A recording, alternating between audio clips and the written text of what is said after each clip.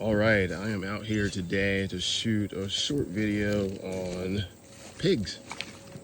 These pigs have been sleeping and resting today, and a lot of times when I get home from work, I will bring them a snack. Today's no different. Today I got some oranges.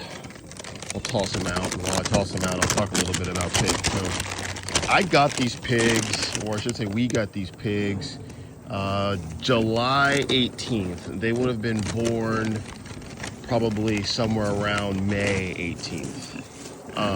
So just to give you an idea for how fast they feed out, I'm looking at them now. They're probably every bit of 125 to 150 pounds. And I got them at 40 pounds about 2 months ago. Today is September 12th. So they are very, very big. I've been feeding them out on this feeder over here. See a lot of people make these videos as long as possible. I'm not gonna do that to you. This is an on-demand feeder. They can nose that feeder at any time they want and get some food. This is a rain barrel, or not even a rain barrel, just a barrel. I fill it up with water, and then there's 2 nipples, one here and one there, and that's pretty much it. The shelter, self-explanatory, 4x4, T111 plywood around the outside on 3 sides, a simple roof, and you have a structure. Make sure you paint your T111. That'll kind of shore it up and weatherproof it a little bit. On the outside, the perimeter, these are cattle panels. They're not even hog panels. These are just cattle panels, right? Nothing special. Just run down, and I'll kind of show you how this whole thing works. So I've got an Energizer here, and you can look that up for yourself and see if that's going to work for your requirements. That's my Energizer. And then I'm using polywire. That's all this is a hot wire. The first day that they got here, they touched the wire a lot. They got zapped a lot. But after a short while, maybe 2 or 3 days, they figured out where that zap was coming from, and they didn't do that anymore. Having pigs is very, very, very easy. I've never lived an agricultural lifestyle until about, I don't know, last year in September when we moved here. And then we didn't get pigs until, like I said, July 18th. So I haven't been doing this for very long. We moved from the suburbs to over here, and this has been way easier than you might think. No need to overcomplicate it. You can look at everybody else's videos. My video is really no different.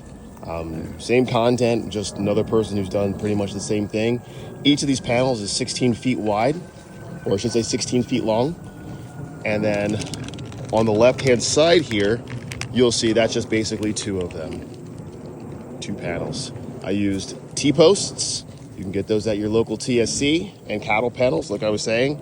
The reason why these cattle panels ended up still working as opposed to getting hog panels is because of the hot wire. The hot wire keeps them off of the fence altogether.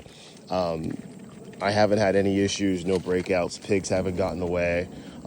I did also go to the dump, and I got, I'll have to guess, maybe 7 to 8 yards of mulch. I mulched this whole thing out. After the pigs moved in, they've obviously rooted through the entire thing and made it their own.